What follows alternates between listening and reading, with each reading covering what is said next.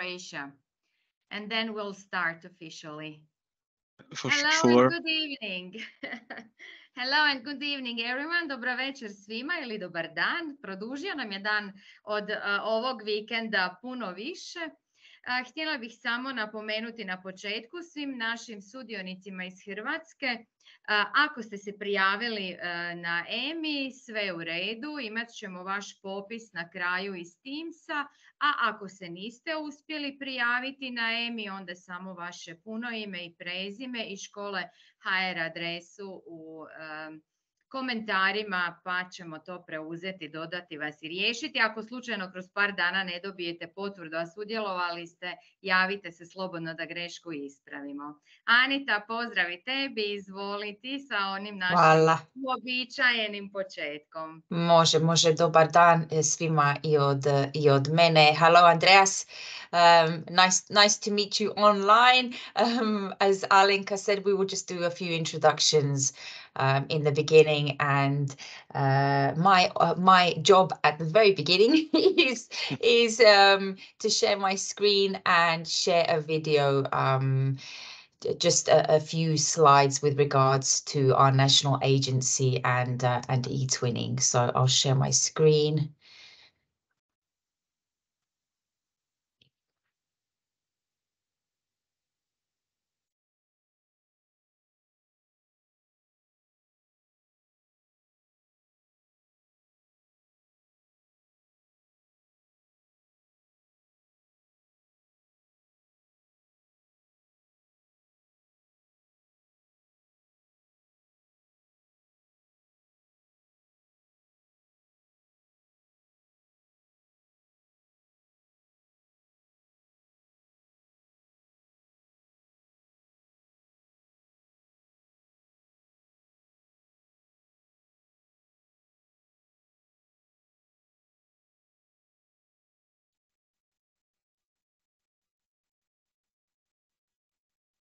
Alenka, we can't hear you.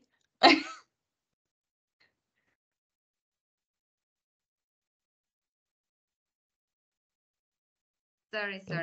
There we go, we can hear you now. Yeah, I just wanted to welcome Andreas and say a few words about him, our dear colleague, eTwinning ambassador. He is also a secondary teacher teaching Greek language and literature, history and classics at the Experimental Senior High School of University of Macedonia in Thessaloniki. He holds an MA in modern Greek literature, an eTwinner since 2013 and currently a member of the Greek NSO. So Andreas, welcome. We are happy to have you with us and very excited to hear about your experience, as you said, in the last 10 years.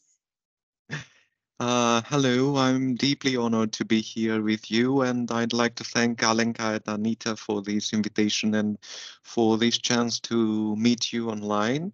I have never been to Croatia, but I happen to have a lot of good friends from Croatia, and many of my partners in previous projects were from Croatia, and I have had wonderful collaborations with Croatian partners.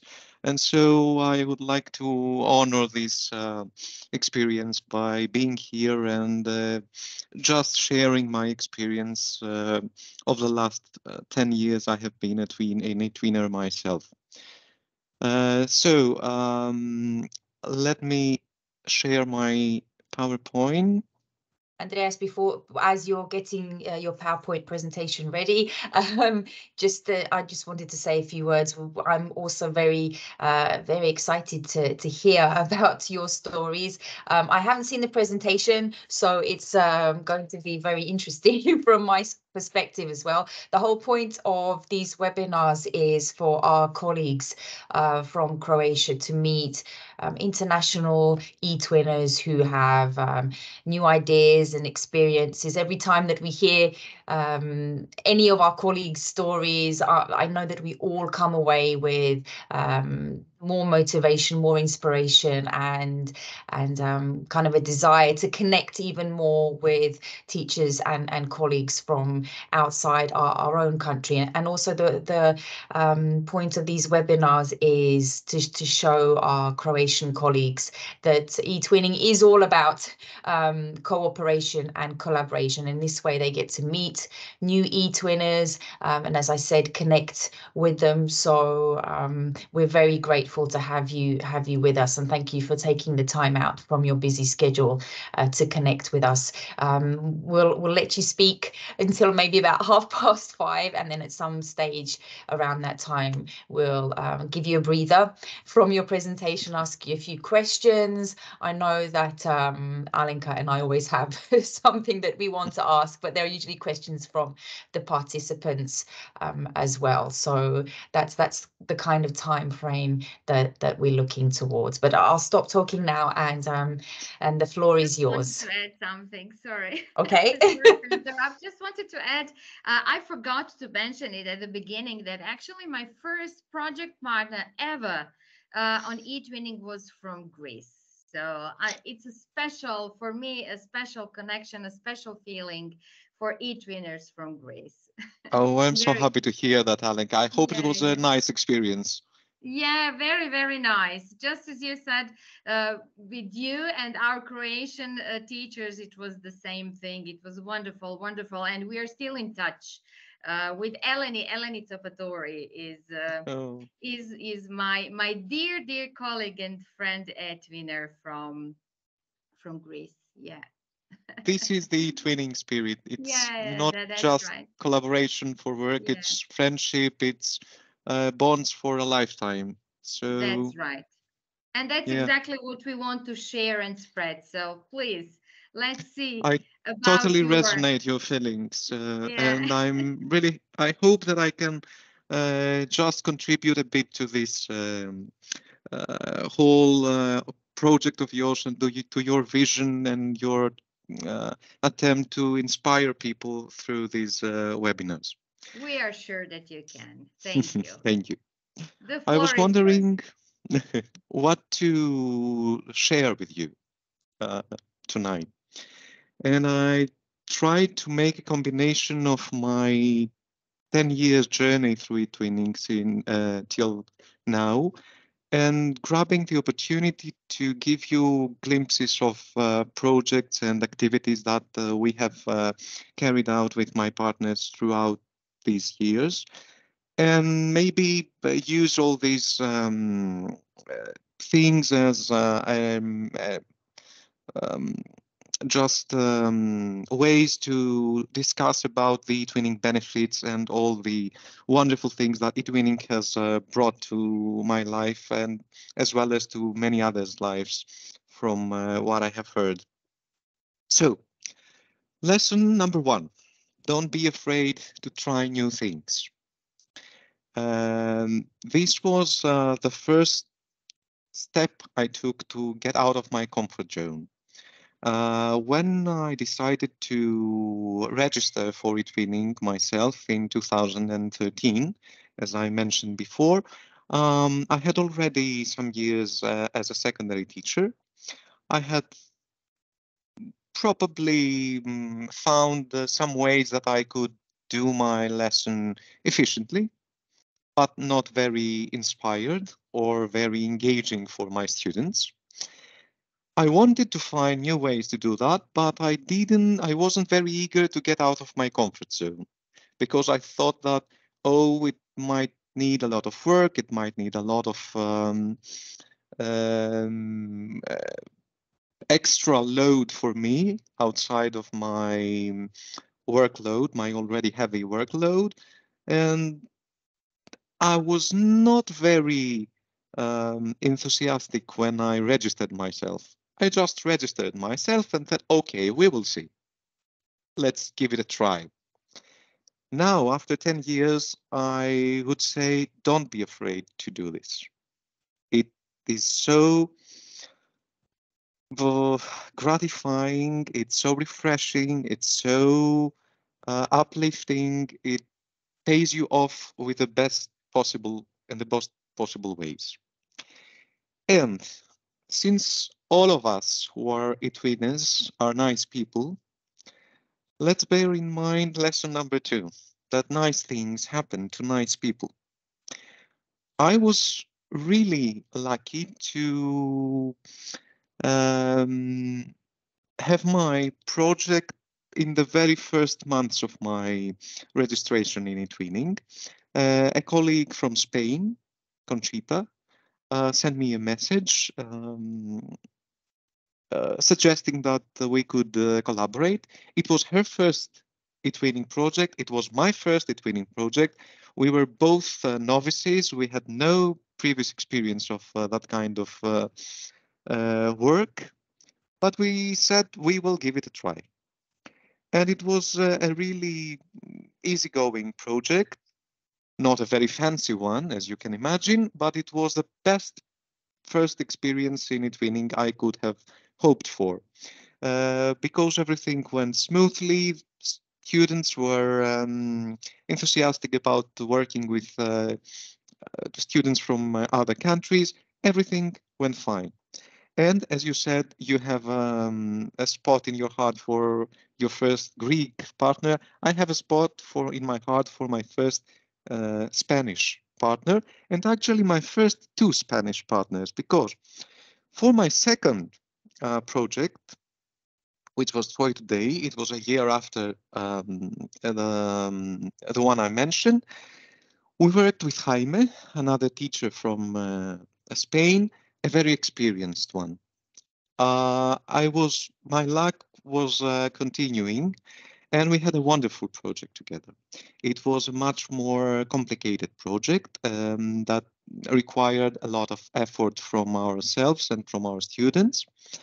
And the first thing I learned from this collaboration was that it is very important to try and organize your twin space in a way that makes sense both for the visitors of the twin space as well as for the students. And since our project had to do with tragedies, with ancient Greek tragedies and the myth of Troy and the Trojan War and Helen and all these Homeric heroes and heroines, we tried to organize our twin space in the form of the structure that an ancient Greek tragedy has. It has a prologue, it has several episodes, and it has an exodus at the end. And this is something that I really try to do in every project I carry out. Find a way that the structure of the twin space relates to the theme of the project. We used for the first time, it was my first time to use collaborative tools in such an extent. And we used Prezi, Padlets, but what I learned from all that, it's not about the tools, which seemed at the time very innovative or very fancy. It's about the pedagogy behind the use of these tools. And we created actually some photo comics of the ancient Greek tragedy, and these comics were created by transnational teams. So all of the students from the different countries taking part had a shared Google Sheet, a presentation, and they put together pictures and translations from Helen, which is Euripides' tragedy, and they brought to life this ancient Greek drama. And you can see some pictures of their work. But we didn't stay there. We went as far as to create a collaborative performance of the drama. And I was really wondering how we could make this happen, because we were in Greece, the other partners were in Spain, and there was a school in Italy that was collaborating with us as well. But we find a way, and we made the costumes for the production. The Italian partners made the music for the production. It was a music school from Italy.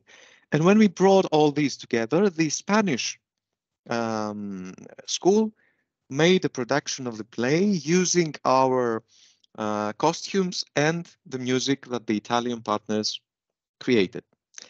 It was the most fulfilling sentiment I had experienced as till then in my professional life. It was so amazing watching a play that was set in Spain. We had the live streaming version of it, and we could see the costumes that my students had designed and the music that the Italian partners had composed. And seeing all this together made me, for the first time, proud for the work we had done in eTwinning. You can see some of the pictures. It's from the rehearsals, it's not the actual show. And all this hard work, it was my second project, but it was a really requiring and demanding project, pays off. This project won the second national award in Greece. And actually, I had the luck to be invited to a professional development workshop in Munich. It was my first eTwinning journey, my first eTwinning trip to another country. And this was a life-changing experience.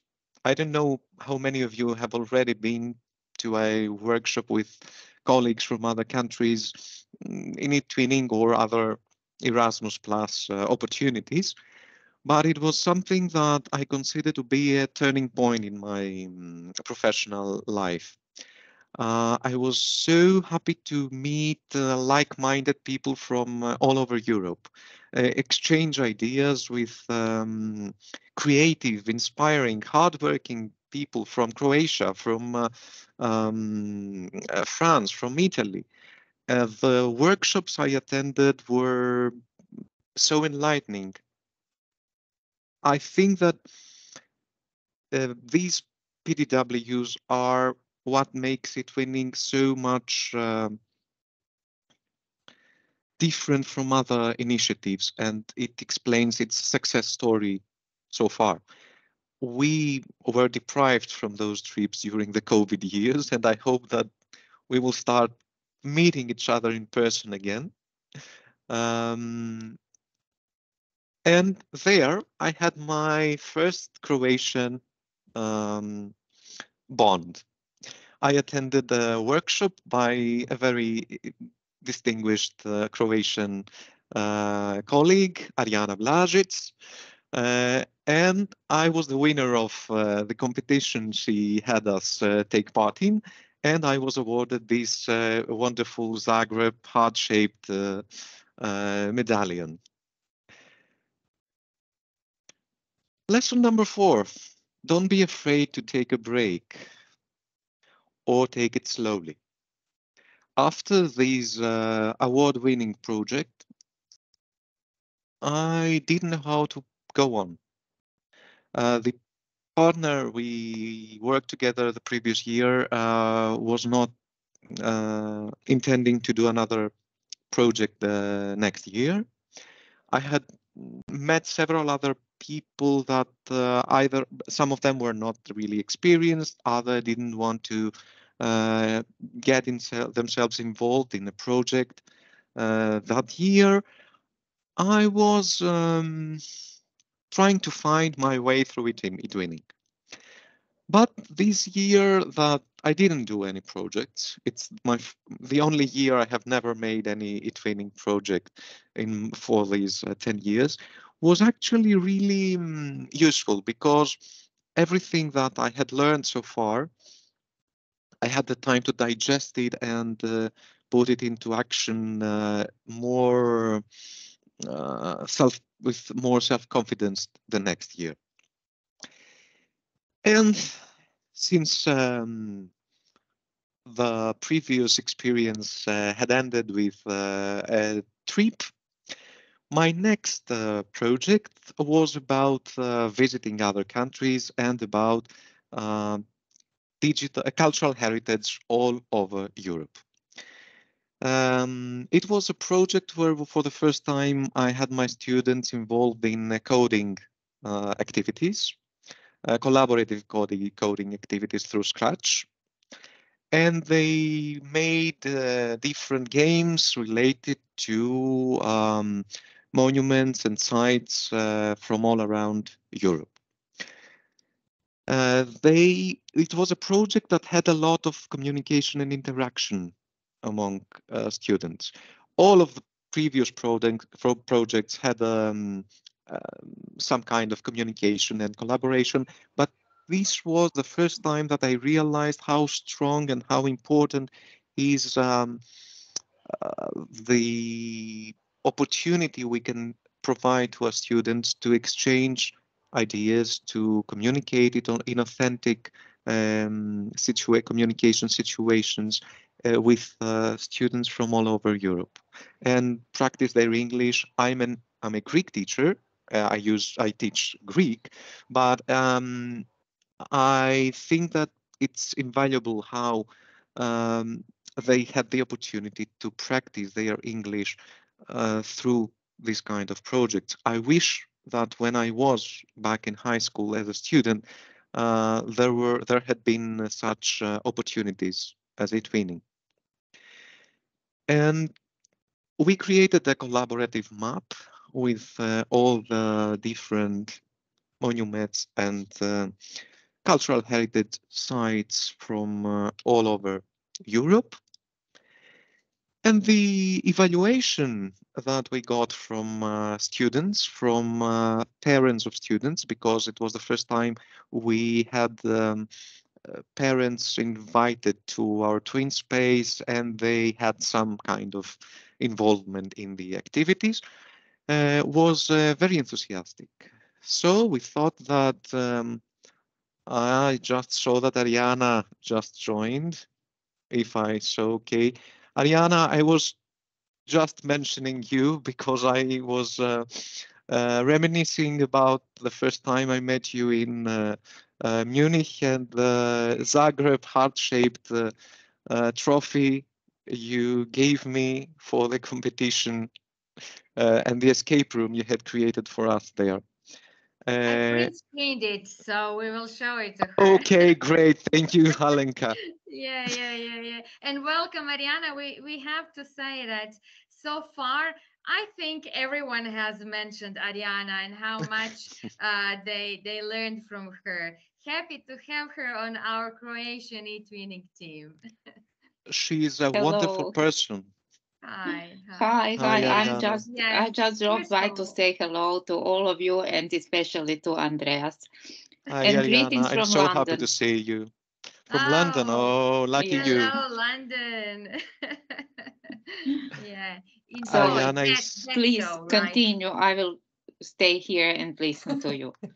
I must say that Adrijana is one of the most giving, hardworking, inspiring, creative people I have met in my professional life.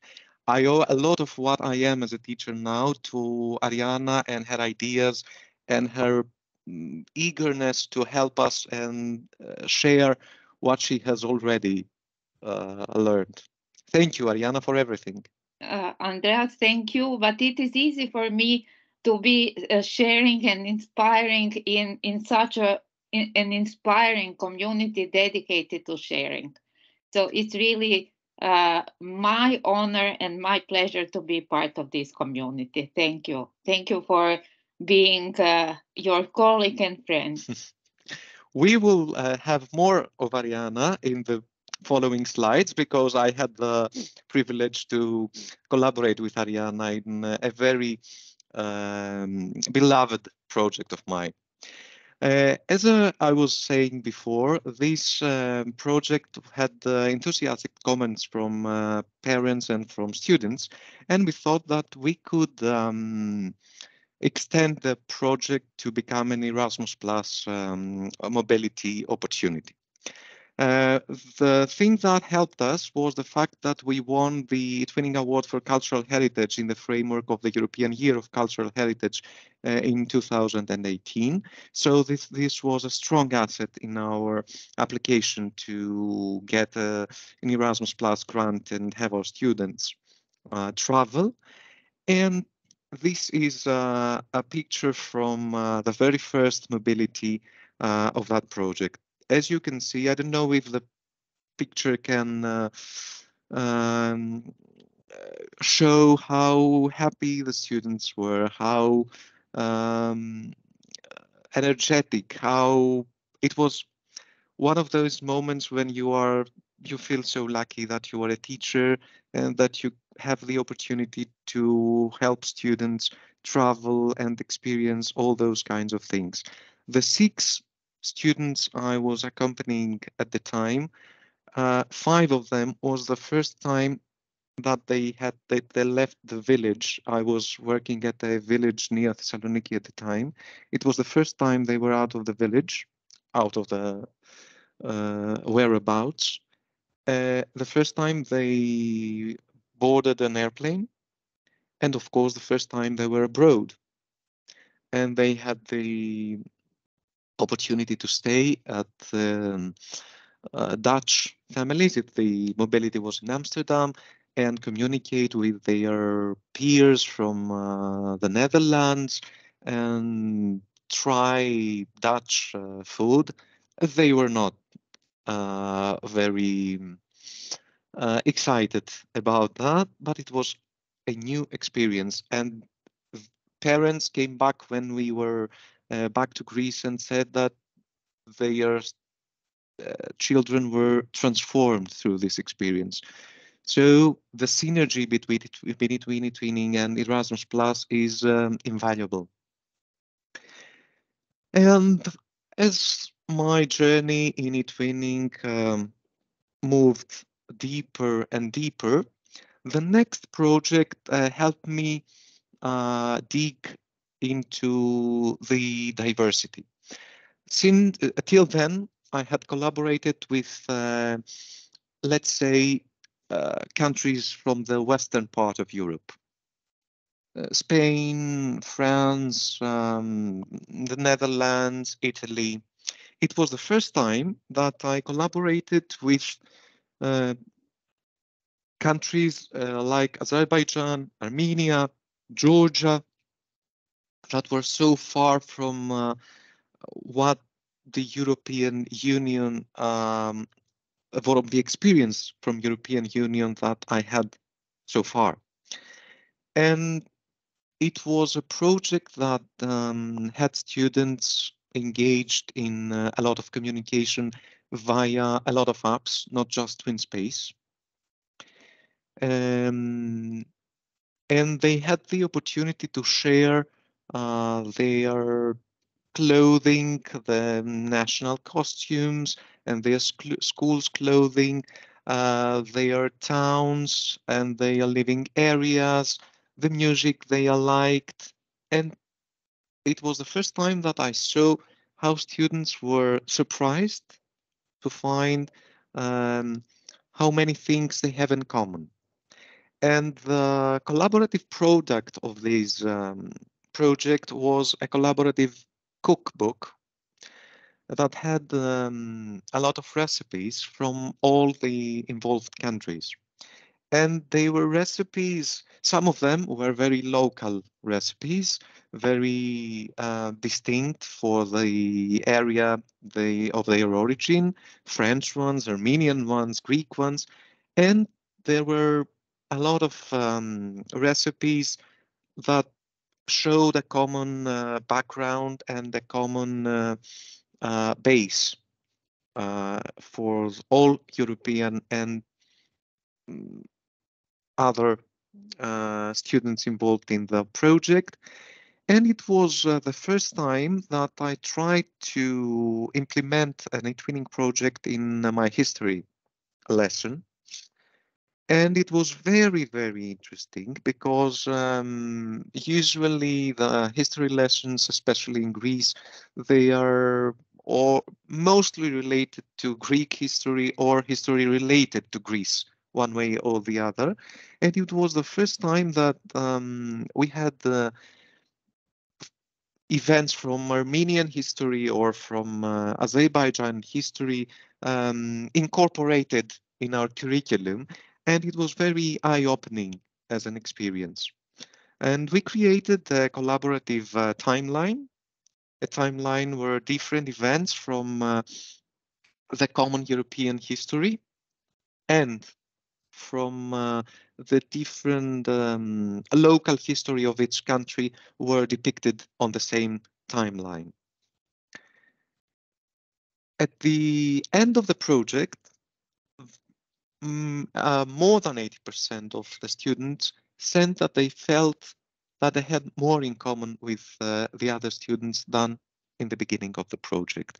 And I think that this was the greatest possible outcome of such a project, because the main objective was to bring students from different countries together, have them share their likings and find their similarities and their differences, and try to speak in a common language of respect and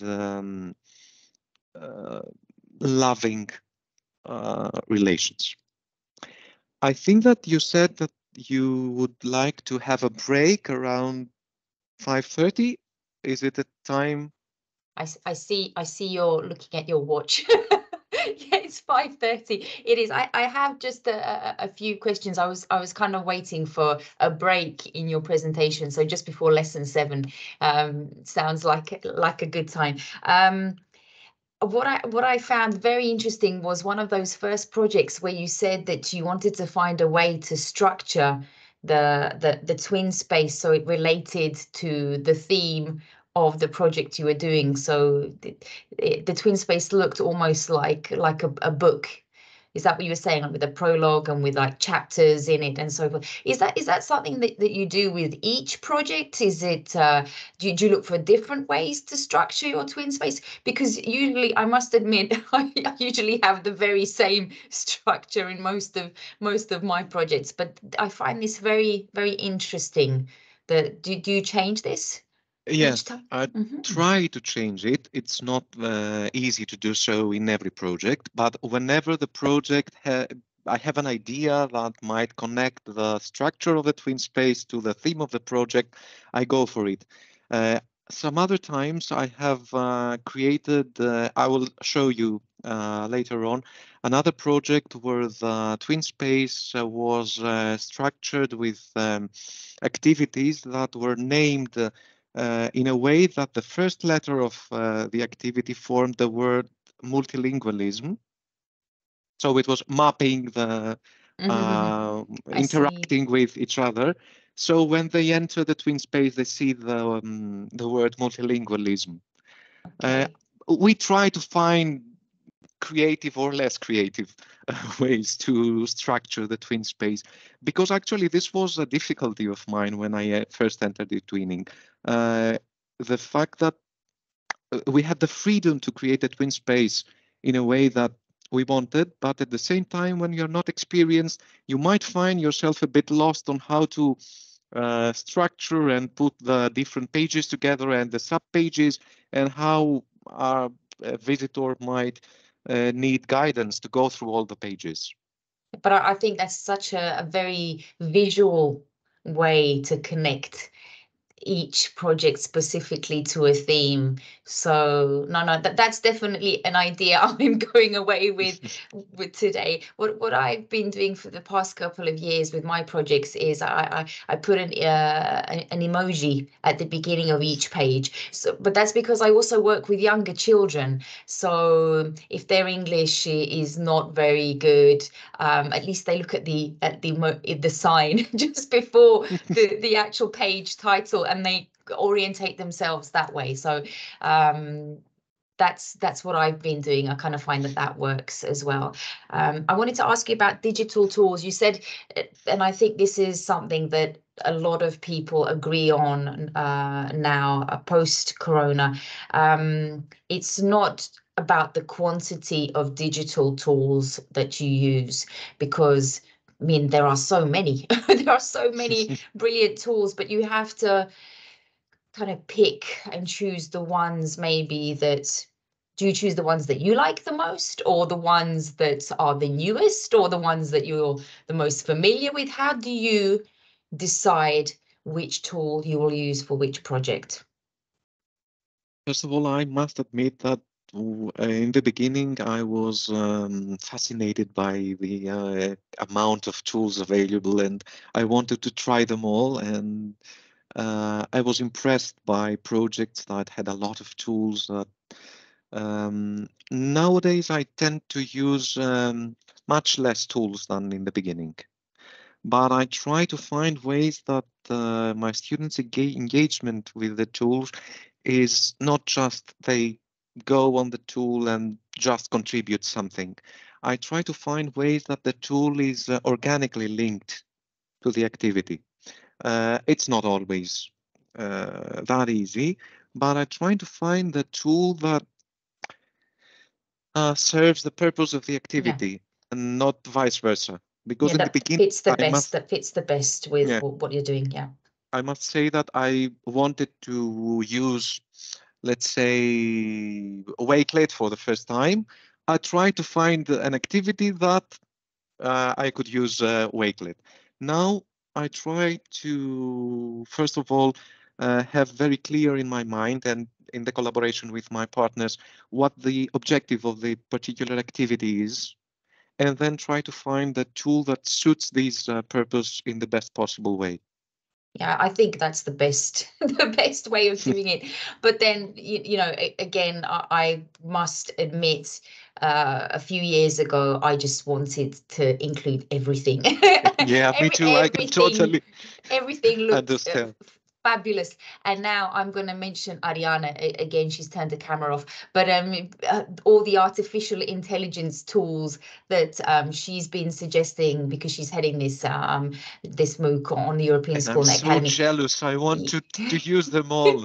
Well, this is the problem, isn't it? Because they all look brilliant, and you just want to try each and every one. And I find myself spending a lot of time just investigating, you know, certain AI tools within. I know Canva is. I love to use Canva and so on. So I don't know. I think we all tend to go through these stages where you know, you see something, you immediately want to try it, don't you? But then the other thing that I just wanted to ask before we let you head off on to carry on with the presentation, do you find that you're working with a smaller group of partners than you were before?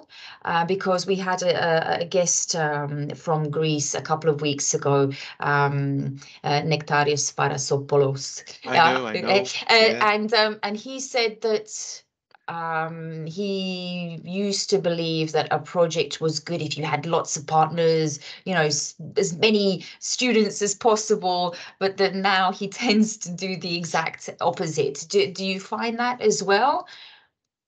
If I had a diagram of the number of partners involved in my projects, I think it would have started with 2 partners, just me and the co-founder. Then it started raising until we reached the number of 15, 16, Okay. and it started dwindling, because I think that 2 partners maybe are not the best possible way to do a project. But I think that 4 or 5 partners tops is what functions best for me. When too many people are involved, there will definitely be some that will not do the work as needed. Yeah. And a lot of time will be lost in explanations and waiting for the others to do their contributions to the project, and these things it's logistics as well, isn't it? Because exactly. as much as I would love to be able to work with 10 partners from different countries and hear different perspectives and do different activities, it is so difficult to include all of that within the work that we do on a daily basis in school as well. So I think it's almost physically impossible to have that many partners on each and every project. Maybe if you had one huge project in the year, then do it that way. But then again, you said that's what works best for you, and maybe other people love the chaos of lots of partners. But chaos also brings learning, you know. Yes. There are also Yeah. Oh, but we've all been through this exactly. As if I was speaking when Andreas mentioned this diagram. I also started with only one, and then again with only one, and then you didn't get the national quality label, or the project partner just stopped taking part in projects and doing the tasks. Then I decided to have as many as possible, just not to, you know, fail with project activities. Then it was, of course, too many. And then with time, you just, you know, meet people who you can rely on. And around 4, 5, 6, and especially if they're all experienced, it's nice to have also more people involved. And it also depends on the number of students that you have. For example, my school is such a small school, so I really always needed at least 3 schools, you know, because I couldn't keep up with the work and everything that we were supposed to do in the project. So there are different perspectives and different solutions. Exactly. I think it's all about being open to all the possibilities, because, you know, each one of us was at some point a new eTwinner and desperately wanted to be included in a project with someone. You know, one of my first partners was Alenka, for example, you know, and she included me in a project. And another project partner that I've had for many years, and every year I do a project with her, is Natalia Tsitsi. And, you know, I'm so grateful for whatever reason it is that she said, okay, you can join my project. Because, you know, when you're completely new, you don't know who to trust, who will trust you. It's a little bit of a gamble, I think, in the beginning. So and in eTwinning, you have to take a gamble with people. So okay, back to you, Andreas, and the presentation. And the next 2 lessons, they are the last 2 lessons I would like to share with you, have to do actually with things that we just discussed.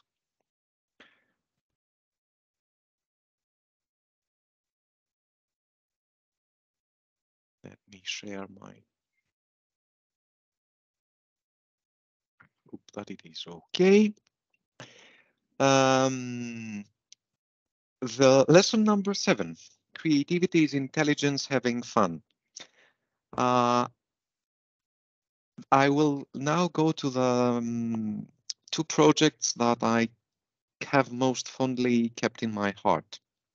They were 2 projects that we carried out through the COVID years.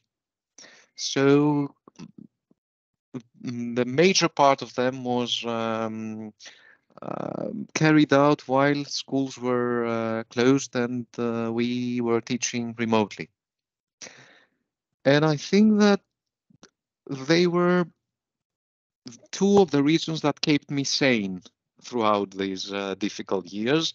And I know for sure that many of my students told me that the fact that they could take part in such projects and work with students from other countries and have a different perspective of the world while they were closed and isolated in their rooms was something that gave them the courage to go through this difficult period. So it's a project called European Art 2.0, and here's Ariana again. The project was between Greece, Croatia, Germany, and Poland. And here you can see the four of us. It was a very fortunate collaboration. It was one of the best possible partners I have ever met and have ever worked with in eTwinning. You can see the first meeting we had to set the objectives and the work structure of the project. As you can see, we had a lot of fun. And fun and creativity, I think, are major key elements of the eTwinning project. If you don't have fun, you cannot give the best of yourself. And we had a lot of fun, not on just with the students, but among ourselves as well.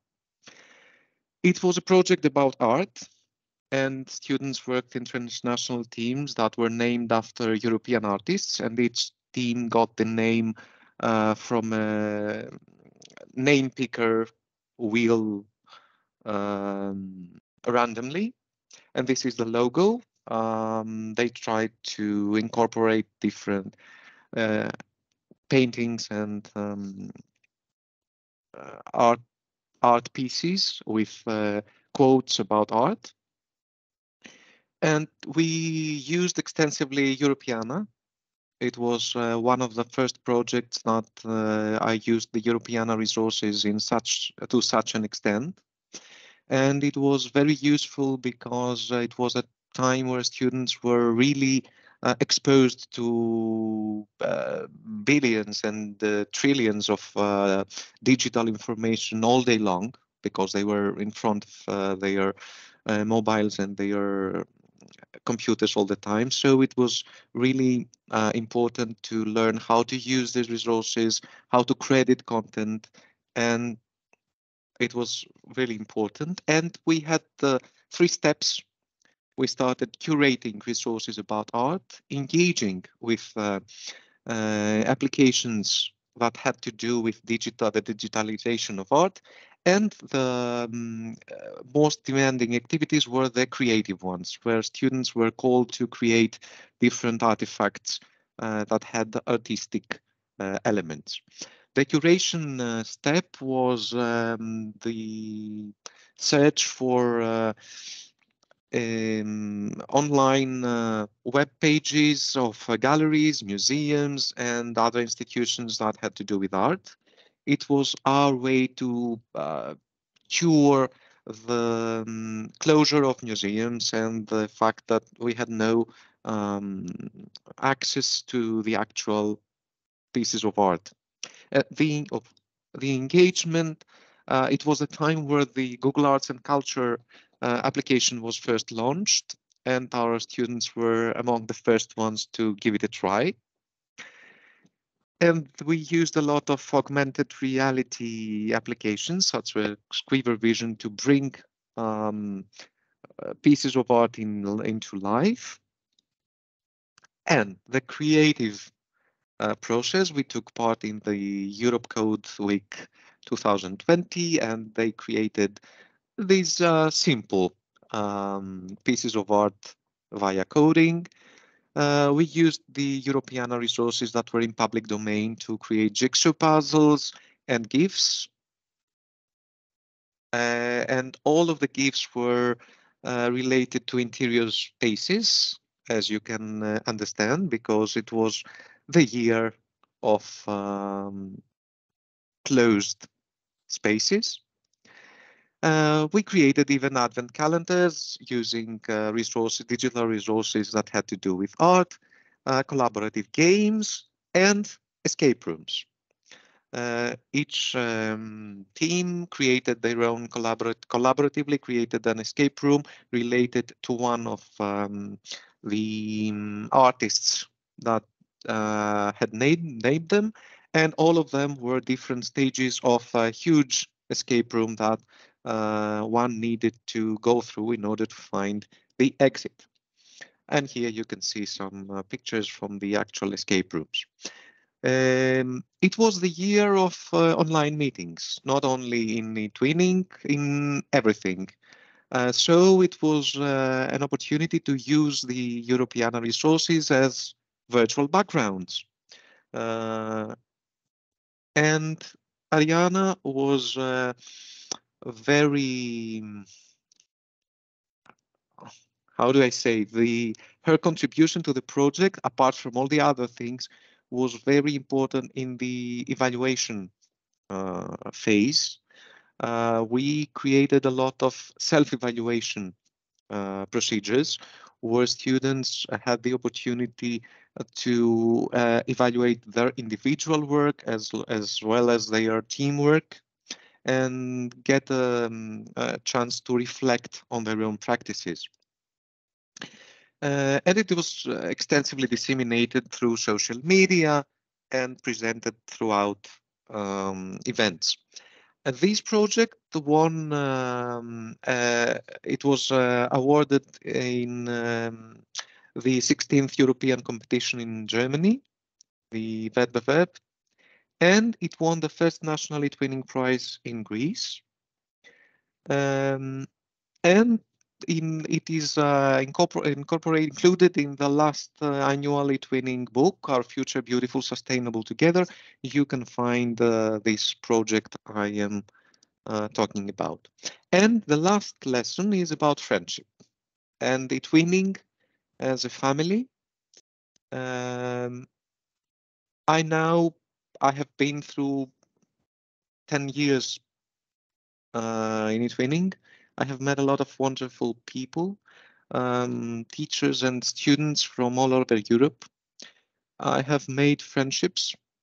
I have danced and got drunk and exchanged ideas and worked together with people from Croatia, Germany, Italy, France. And I now consider that Europe, the European Union, the Europe as a continent, the other countries that we share a common space, a common civilization, and a common vision are friends and family. And this is the last project I will present. It was a project about the different languages, multilingualism in Europe, as a way to connect and unite us in diversity. And this is why students wanted to use the Tower of Babel as a symbol because of the different languages that the European Union, one can find in the European Union, but combined and united by the flags and the stars of the European Union. We were schools from Greece, from Romania, from France, and we explored the different ways of writing from ancient times till now, and the different signs and symbols that the different alphabets in Europe use. We had students copy parts of books in languages that they didn't speak, so that they get acquainted with new symbols and new ways of writing, and even sign language as a way to communicate. And sounds, we had them give it a try and pronounce some almost impossible to pronounce excerpts from different languages, and the other students from the other countries had to do that in Greek. That was all Greek to them. And we celebrated our mother languages, but we celebrated the multilingualism as well. And here you can see the way this twin space was organized, forming the word multilingualism with the initial of each activity that we had to carry out with our students. We explore not only the European Union official languages, but as well as the underrepresented languages, because in many countries in Europe, there are languages that are not official languages of the European Union. We discussed about the benefits and the challenging of the fact that the EU has many official languages. We discussed about the power of language and of words, and it was an activity based on 1984, the novel by Orwell. For those who have read it, you will remember that there is the new or speak, the new language that is being created by this government that is in control of the world. And this language, instead of being enriched by new words every year, is being deprived of words and notions, and it becomes poorer and poorer every year. So students took guesses in what kind of words such a government would try to ban and why. And this was a way to discuss about the power of languages. We tried to find French words of French origin in Greek and Romanian, French of Romanian origin in French and Greek, and vice versa. So to understand the interaction between languages. And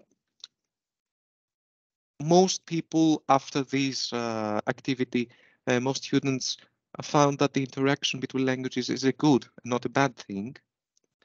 And we even spoke about translation. We had the opportunity to interview a translator that works for the Directorate for Translation of the European Commission. And our students had the chance to send her a collaborative questionnaire, and she was polite enough to answer to all their questions. And they even tried their luck in the Juvenes Translatores competition, which is a competition of translation for youngsters, European youngsters. And the whole project ended with a collaborative podcast where students speak in English and in their own mother languages about the different European languages. I think that I have already been very tiring and bombarding you with all these activities, bits and pieces. Thank you so much for being so patient and for staying with me for so many projects and for so many experiences of my twinning life. These are my contact details for anyone who would like to ask something about all these. And I'm open to questions and comments and everything that you think you would like to discuss. Thank you. Wonderful experiences and a wonderful story, eTwinning story of yours, Andreas. Really, congratulations for all your projects and all your successes that you had so far. Now that you're at NSO, are you still active in the eTwinning world and projects? As active as the European school education platform lets me be at the time, because I think we have all been facing problems with the platform lately, and this is something that causes problem in our project. I try to be active and try to support fellow colleagues that run their own projects. But in order to pay back to eTwinning for all the wonderful experiences that has offered me through the years. Yeah, definitely. I agree. There's so many. I got an idea when you talked about ICT, you know, when you mentioned that, you know, you don't need to have many different digital tools in order to have like a high quality project. It's all about ideas, creativity, innovation, how to use something. Actually, I got an idea maybe to run a project with only one digital tool, but you know, using it in different activities and for different purposes. It could also be like maybe a solution for some colleagues who are not very handy, let's say, with digital tools. But I always also like to say that and underline that we should also let our students lead that digital path in eTwinning projects. And we as teachers don't need to know every tool involved in the project, but also let them use whatever they like and what they're familiar with, and in the end also learn from our students. I think it's also one of the things that could be motivating for teachers who are maybe not so experienced with technology. And there have been many cases that students have found impressive ways to use the tool that they had never thought of. Yeah. So we should trust our students.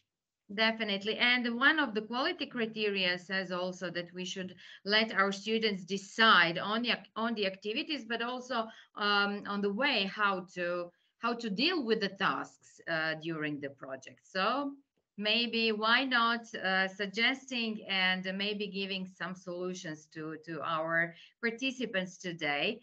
Thank you. It's already 6:01. Anita, we are actually officially finished with the webinar. How did that happen? I can just say cheers, and I hope, Andreas, you will come to Croatia so we can cheer together. Actually, I have an invitation for Croatia for next September. Okay, which part of Croatia? Karlovac. Karlovac. Okay. Not so far away from Split. I'm in Split on the Adriatic coast, so welcome to come to Split. I hope I have the chance to. Thank you so much. From me as well, Andreas. There's lots of brilliant ideas. I think if people come away just with one, idea, that's more than enough. Something that kind of gets you the cogs in your mind working, thinking, you know, I'm now thinking about Alenka's idea of if I could pick only one tool, which one would it be? And it has to be one that can do a lot of things, you know, as well. So, but it's also, you know, you have to be wise when you have just only one tool. It's, you know, it will make you think harder. It's not an easy solution, and this is what can sparkle some new ideas and innovation. Very true. Yeah. Thank you to all our guests today. I don't know whether I should mention her yet again, but Adrijana, if she's there, thank you also to her for joining us and supporting us. Thank you to each and every one of our guests from Croatia and beyond. Most of all, though, thanks to Alenka and to Andreas for spending the time with us. Take care and hope to see you next week. Thank you for having me. Thank you. Bye-bye, everyone. Bye.